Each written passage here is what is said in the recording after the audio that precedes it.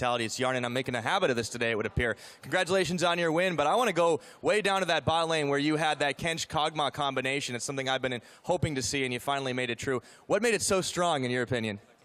I think we just go for it because it's like really safe lane, against Thresh especially. Like we would prefer to have Thresh and Tahm Kench, or instead of Tahm Kench, I mean, because it's a bit stronger, but Tahm Kench is a bit like, you can survive, super easy lane, but we went for lane swap and we just matched lanes, like we just did rotation around each other, so I don't think we fought until like 15 minutes or something like that. So it was really, really like, we got scaling with a Lulu and then we just group, and then after that it's like really, really hard for the enemy to do anything, because if Lucian tries to trade with me or something, I just get shielded up by Lulu, and the combo is just so strong, so I think Lulu is just really broken right now. Lulu broken in, of course, that combo as well. Mobile turret definitely very strong. So you guys are separated from the pack. You're in first place now. How are you going to carry that through all the way to playoffs and pick up that #1 seed? Just take every game as it comes, I guess. Like, just focus on the next game every time and week by week, and just keep on trying to improve. I think that's just the main thing. Well, fantastic week and a fantastic win. Thanks again for joining me. For now, we're going to go and send it back to the analyst desk to take a further look and break that one down.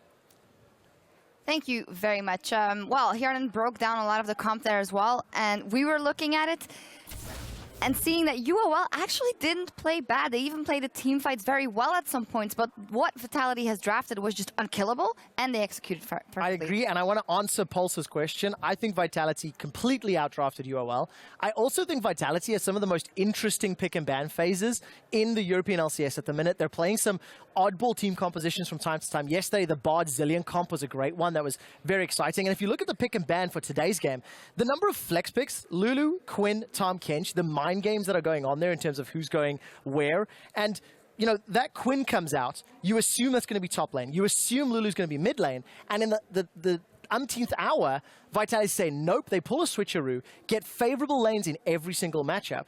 And there was nothing that UOL could do about it. Yeah, in the solo lanes, Vitality are better lanes because of the way they were drafting. Like, as soon as we saw Quinn, we were like, okay, Malphite last pick is going to happen no matter what.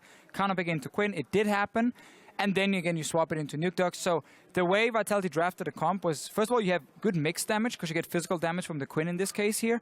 At the same time, you have strong solo laners, but you have a somewhat weak 2v2 early lane against a Thresh Lucian at least. But that's where the lane swap happened.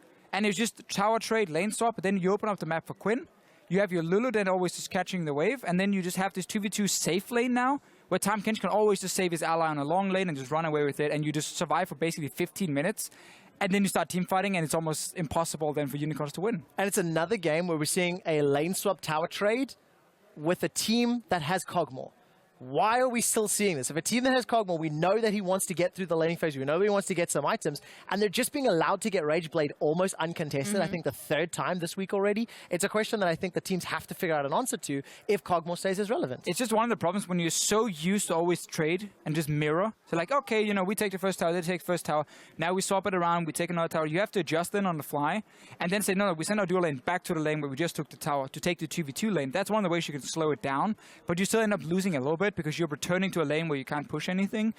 That's obviously one of their issues, but it's just such a smart composition because you also got early game. Lee Sin gets locked in for Shook, so he has control of the early game together with Nuke Duck, and you just had everything in this comp, in my opinion. Yeah, did have everything. However, UOL did do some moves in the early game. It wasn't all lost, but then one of the team fights that look at it and look at that composition in action at one of the replays, they were just unkillable. They really were. And keep your eyes on Kasing and his Tahm Kench, because this is the guy that needs to get a cookie tonight.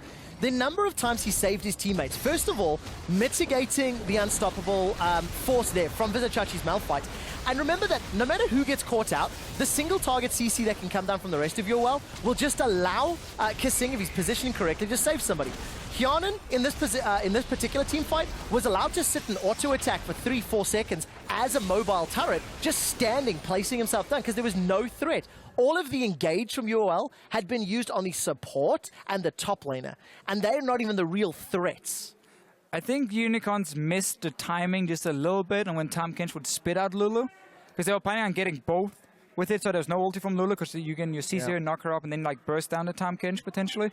Missed it a little bit, and that obviously means you just get the Tahm Kench, who gets the Lulu ulti, who gets the Grey health and everything, and then the fight is over. But like Tahm Kench, he's such a good pick now as well. Like, Lulu is broken because whenever you first pick Lulu, you kind of tell the other team, if you don't do anything about this, we're going to get Juggle more. Tom Kench is more annoying, though, But then because Tahm they Kench knew it was ends- going to yeah. happen. They see Lulu first pick, they don't pick up Kog'Maw, they get I Kog'Maw, agree. and they get Tahm Kench, like, okay. And then Yana is just going to sit and hit Yeah. everything. Yeah. And he never has to move, because if he ever is at threat of dying, Kasing just eats him. And like walks away with him. Like he sees mobility, he sees legs basically just moving around. And he just sits there and shoots. Kudos to Sean's, kudos to Vitality The for Kasing drafting the comp effect that wins is the real. game. And the Kasing effect that is still real. Now, with the score between the UOL and Vitality settled for now, it's time for 2 more heavy hitters to get onto the Rift. We'll dive into the matchup between Origin and H2K when we return. Say it in Swedish. You shall not pass. Yeah. When you say stuff directly translated to Swedish from English, it sounds really weird sometimes. You shall not pass in Norwegian. Huh? Du skal ikke passere. Shot in from the sidelines, takes down Hillersign. Fox trying to dodge away from the living artillery. Kasing, got him! And the lick. Victor! Nice. I'm burning. Yeah, burn. Go. I can't. I busted. Yeah, he said. Nice. Go Nash. Looking for a potential punish play. Jarden once again with the W to flash forward aggressively into tower, but it all works out for the double kill coming in from Jarden. And Vitality pick up the win here against Unicorns of Love.